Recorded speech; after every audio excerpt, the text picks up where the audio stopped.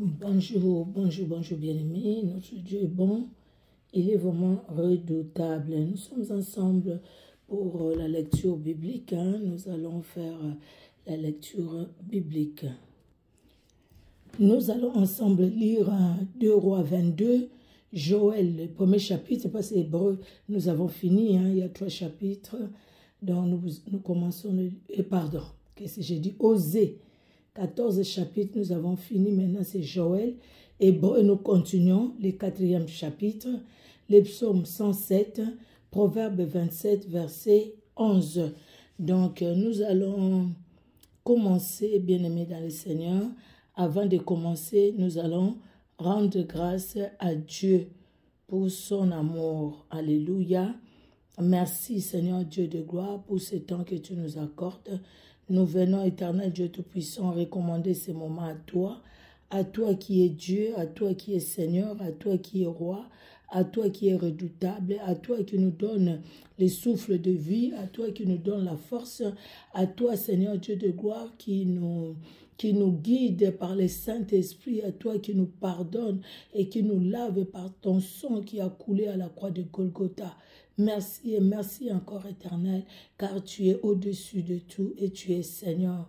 Merci pour ces moments et merci pour cette parole, Seigneur Dieu de gloire. Merci pour nos cœurs que tu bénis dans ta présence.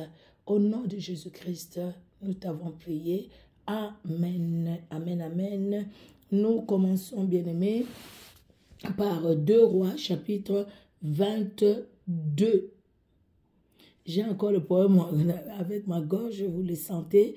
Donc, du coup, là, je mets plus la lecture déjà faite. Et puis, moi, j'ai lu que quelques versets vers la fin. Voilà, 2 Rois 22, j'ai ma Bible, je suis en même temps. Si vous pouvez le faire aussi, Dieu sera glorifié. Amen, amen. Le second livre des rois, chapitre 22. Josias avait 8 ans lorsqu'il devint roi, et il régna 31 ans à Jérusalem. Sa mère s'appelait Jédida, fille d'Adaja de Botskat. Il fit ce qui est droit aux yeux de l'Éternel, et il marcha dans toute la voie de David son père. Il ne s'en détourna ni à droite ni à gauche. La 18e année du roi Josias, le roi envoya dans la maison de l'Éternel Shaphan, le secrétaire, fils d'Atsalia, fils de Meshulam. Il lui dit, « Monte vers Ilkija, le souverain sacrificateur, et qu'il amasse l'argent qui a été apporté dans la maison de l'Éternel, et que ceux qui ont la garde du seuil ont recueilli du peuple. On remettra cet argent entre les mains de ceux qui sont chargés de faire exécuter l'ouvrage dans la maison de l'Éternel. Et ils l'emploieront pour ceux qui travaillent aux réparations de la maison de l'Éternel, pour les charpentiers, les manœuvres et les maçons, pour les achats de bois et de pierres de taille nécessaires aux réparations de la maison. Mais on ne leur demandera pas de compte pour l'argent remis entre leurs mains, car ils agissent avec probité. » Alors Ilkija, le souverain sacrificateur, dit à Shaphan le secrétaire, « J'ai trouvé le livre de la loi dans la maison de l'Éternel. » Et Ilkija donna le livre à Shaphan, et Shaphan le lut. Puis Shaphan, le secrétaire, alla rendre compte au roi et dit, « Tes serviteurs ont amassé l'argent qui se trouvait dans la maison, et l'ont remis entre les mains de ceux qui sont chargés de faire exécuter l'ouvrage dans la maison de l'Éternel. » Shaphan, le secrétaire, dit encore au roi, « Le sacrificateur Ilkija m'a donné un livre. » Et Shaphan le lut devant le roi. Lorsque le roi entendit les paroles du livre de la loi, il déchira ses vêtements. Et le roi donna cet ordre au sacrificateur Ilkija, à Achikam, fils de Shaphan, à Akbor, fils de Miché, à Shaphan le secrétaire, et à Azaja, serviteur du roi, « Allez, consultez l'Éternel pour moi, pour le peuple et pour tout Juda, au sujet des paroles de ce livre qu'on a trouvé, car grande est la colère de l'Éternel qui s'est enflammée contre nous, parce que nos pères n'ont point obéi aux paroles de ce livre et n'ont point mis en pratique tout ce qui nous y est prescrit. » le sacrificateur Ilkija, Achikam, Akbor, Shaphan et Azaja allèrent auprès de la prophétesse Hulda, femme de Shaloum, fils de Tikva, fils de Harbas, gardien des vêtements. Elle habitait à Jérusalem dans l'autre quartier de la ville. Après qu'ils lui eurent parlé, elle leur dit: « Ainsi parle l'Éternel, le Dieu d'Israël. Dites à l'homme qui vous a envoyé vers moi, ainsi parle l'Éternel. Voici, je vais faire venir des malheurs sur ce lieu et sur ses habitants, selon toutes les paroles du livre qu'a lu le roi de Juda. Parce qu'ils m'ont abandonné et qu'ils ont offert des parfums à d'autres dieux, afin de m'irriter par tous les ouvrages de leurs mains. Ma colère s'est enflammée contre ce lieu et elle ne s'éteindra point. Mais vous direz au roi de Juda qui vous a envoyé pour consulter l'Éternel, ainsi parle l'Éternel, le Dieu d'Israël, au sujet des paroles que tu as entendues. Parce que ton cœur a été touché, parce que tu t'es humilié devant l'Éternel en entendant ce que j'ai prononcé contre ce lieu et contre ses habitants, qui seront un objet d'épouvante et de malédiction, et parce que tu as déchiré tes vêtements et que tu as pleuré devant moi, moi aussi j'ai entendu, dit l'Éternel. C'est pourquoi, voici, je te recueillerai auprès de tes pères, tu seras recueilli en paix dans ton sépulcre, et tes yeux ne verront pas tous les malheurs que je ferai venir sur ce lieu. » Ils rapportèrent au roi cette réponse. Amen, amen, que Dieu soit loué. Nous passons au livre de Joël, le premier chapitre. Joël, le premier chapitre.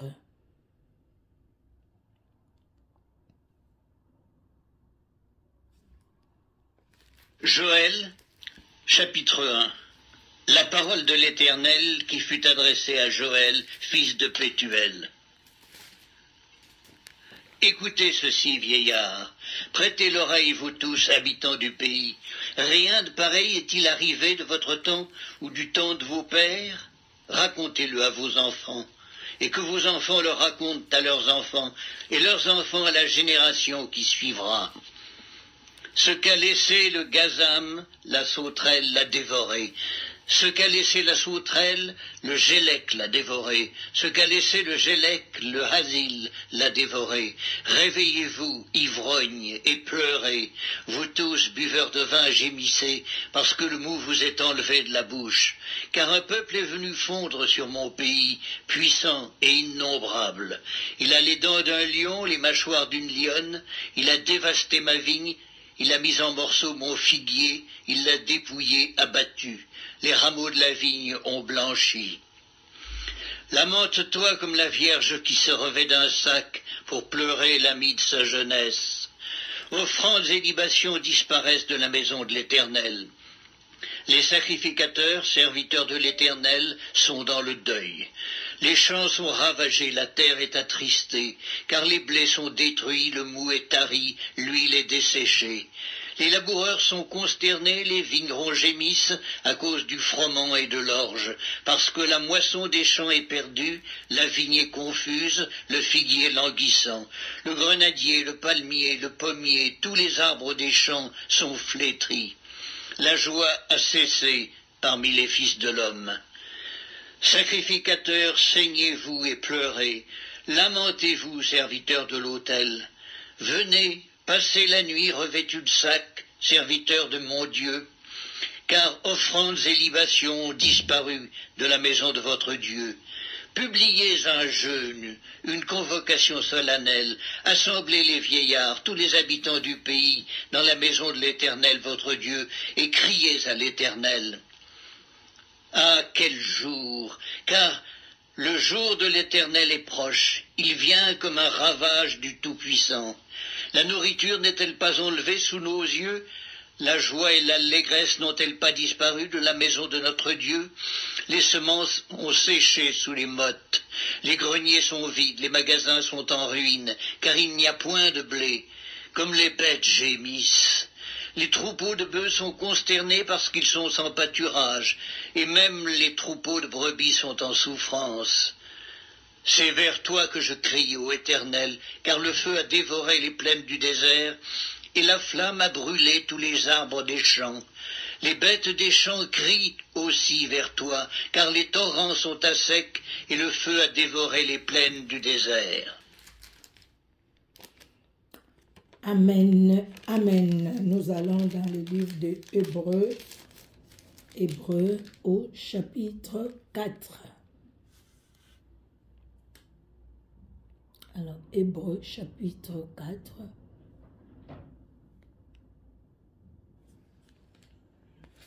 Épître aux Hébreux, chapitre 4. Craignons donc, tandis que la promesse d'entrer dans son repos subsiste encore, qu'aucun de vous ne paraisse être venu trop tard. Car cette bonne nouvelle nous a été annoncée aussi bien qu'à eux, mais la parole qui leur fut annoncée ne leur servit de rien, parce qu'elle ne trouva pas de la foi chez ceux qui l'entendirent. Pour nous qui avons cru, nous entrons dans le repos selon qu'il dit « Je jurai dans ma colère, ils n'entreront pas dans mon repos ». Il dit cela quoique ses œuvres eussent été achevées depuis la création du monde. Car il a parlé quelque part ainsi du septième jour.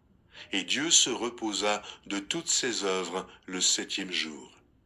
Et ici encore, ils n'entreront pas dans mon repos.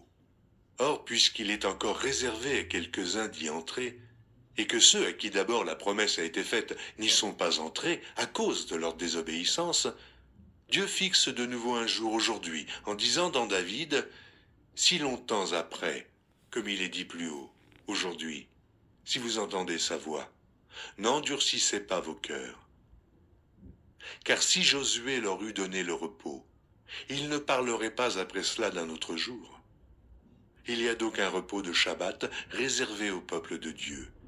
Car celui qui entre dans le repos de Dieu se repose de ses œuvres, comme Dieu s'est reposé des siennes. Efforçons-nous donc d'entrer dans ce repos, afin que personne ne tombe en donnant le même exemple de désobéissance.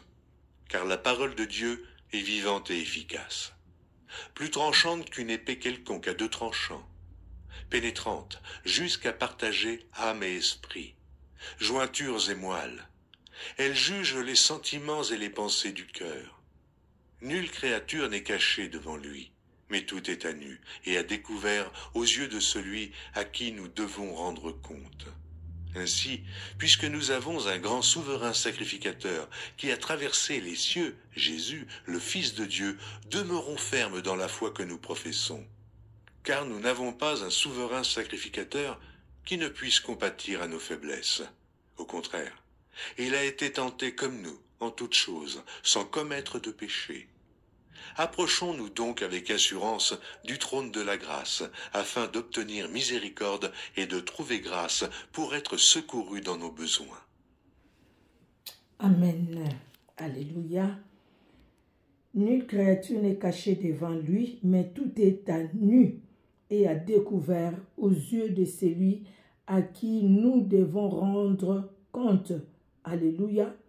Approchons-nous, le verset 16, approchons-nous donc avec assurance du trône de la grâce, afin d'obtenir miséricorde et de trouver grâce pour être secourus dans nos besoins.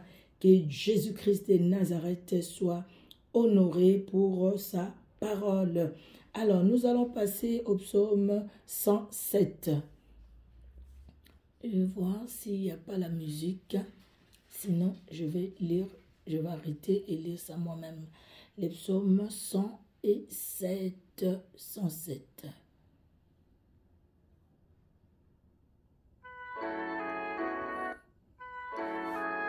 Non, pardon, j'arrête comme il y a la chanson là. Il y a trop de réclamations pour la chanson. Alors, nous allons lire, je ne sais pas le peu qui est rentré là, si ça ne va pas me créer des problèmes. Mais nous allons lire dans les psaumes, surtout pour YouTube, hein, pas pour Facebook. Nous allons lire les psaumes 107. Psaume 107. C'est tous les psaumes? Oui, c'est tous les psaumes. Louez l'Éternel, car il est bon, car sa miséricorde dure à toujours. Qu'ainsi disent les rachetés de l'Éternel, ceux qu'il a délivrés de la main de l'ennemi, et qu'il a rassemblés de tous les pays de l'Orient et de l'Occident, du Nord et de la mer. Il errait dans le désert, il marchait dans la solitude, sans trouver une ville où il puisse habiter. Ils souffraient de la faim et de la soif, leur âme était languissante. Dans leur détresse, ils crièrent à l'Éternel, et il les délivra de leurs angoisses. Il les conduisit par les droits chemins pour qu'ils arrivent dans une ville habitable. Qu'ils louent l'Éternel pour sa bonté et pour ses merveilles en faveur des fils de l'homme. Car il a satisfait l'âme altérée, il a comblé de biens l'âme affamée. Ceux qui avaient pour demeure des ténèbres et l'ombre de la mort vivaient captifs dans la misère et dans les chaînes. Parce qu'ils s'étaient révoltés contre les paroles de Dieu, parce qu'ils avaient méprisé les conseils du Très-Haut. Il humilia leur cœur par la souffrance. Ils succombèrent et personne ne les secourut. Dans leur détresse, ils crièrent à l'Éternel et il les délivra de leurs angoisses. Il les fit sortir des ténèbres et de l'ombre de la mort et il rompit leurs liens. Qui loue l'Éternel pour sa bonté et pour ses merveilles en faveur des fils de l'homme, car il a brisé les portes des reins, il a rompu le verrou de fer, les insensés par leur conduite coupable et par leur iniquité s'étaient rendus malheureux. Leur âme était en horreur, toute nourriture, leur âme avait en horreur toute nourriture, et ils touchaient aux portes de la mort. Dans leur détresse, ils crièrent à l'Éternel, et il les délivra de leur angoisse. Il envoya sa parole et les guérit, il les fit échapper de la fosse. Qui loue l'Éternel pour sa bonté et pour ses merveilles en faveur des fils de l'homme, qu'ils offrent des sacrifices d'action de grâce et qu'ils publient ses œuvres avec des cris de joie. Ceux qui étaient descendus sur la mer dans les navires et qui travaillaient sur les grandes eaux. Ceux-là virent les œuvres de l'Éternel et ses merveilles au milieu de l'abîme. Il dit et il fit souffler la tempête qui souleva les flots de la mer. Il montait vers les cieux, il descendait dans l'abîme, leur âme était éperdue en face du danger. Saisis de vertige, ils chancelaient comme un homme ivre et toute leur habileté était anéantie. Dans leur détresse, ils crièrent à l'Éternel et il les délivra de leur angoisse. Ils arrêta la tempête, ramena le calme et les ondes se turent. Il se réjouit de ce qu'elles étaient apaisées et l'Éternel les conduisit au port désiré. Qui loue l'Éternel pour sa bonté et pour ses merveilles en faveur des fils de l'homme, qui l'exalte dans l'assemblée du peuple et qui les célèbre dans la réunion des anciens. Il change le fleuve en désert et les sources d'eau en terre aride. Les pays fertiles en pays salé à cause de la méchanceté de ses habitants. Il change les déserts en étangs et la terre aride en source d'eau. Et il y établit ceux qui sont affamés. Ils fondent une ville pour l'habiter. Ils ensemencent des champs, plantent des vignes et ils recueillent les produits. Il les bénit et ils deviennent très nombreux. Il ne diminue point leur bétail. Sont-ils amoindris et humiliés par l'oppression, le malheur et la souffrance?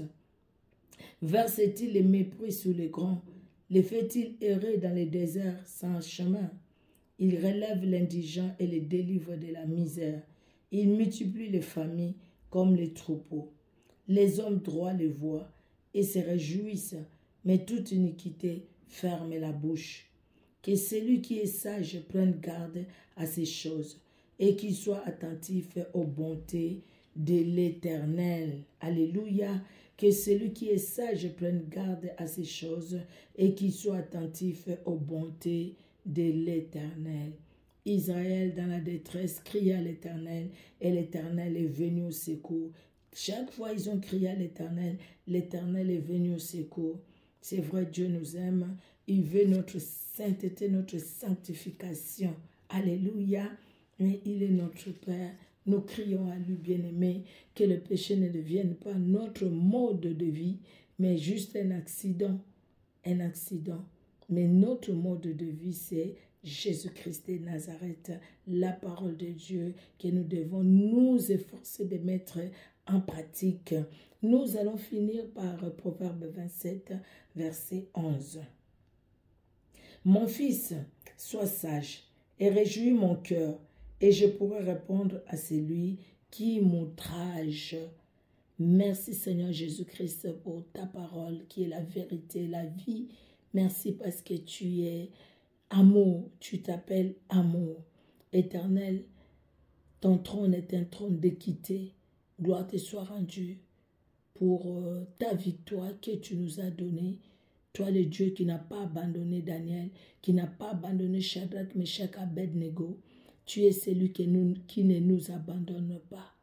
Éternel, des pièges de l'ennemi, tu nous délivres. Du filet de l'oiseleur, tu nous délivres. Éternel Dieu de gloire, de la peste et de ses ravages, tu nous délivres. Ainsi, la Bible nous dit, même si ce fléau fait 1000 victimes à notre gauche, 10 000 à notre droite, nous ne serons pas atteints. Gloire à toi, Seigneur, toi qui donnes aux méchants leur salaire, éternel, et toi qui nous protèges dans ta justice.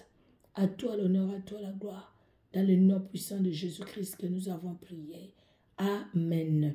Que Dieu vous bénisse, bien-aimés dans le Seigneur, vous qui nous suivez sur Facebook et vous qui nous suivez sur YouTube. Soyez richement bénis et que chaque membre de nos familles aussi demeure béni dans la sainte présence de Jésus-Christ de Nazareth. Au revoir.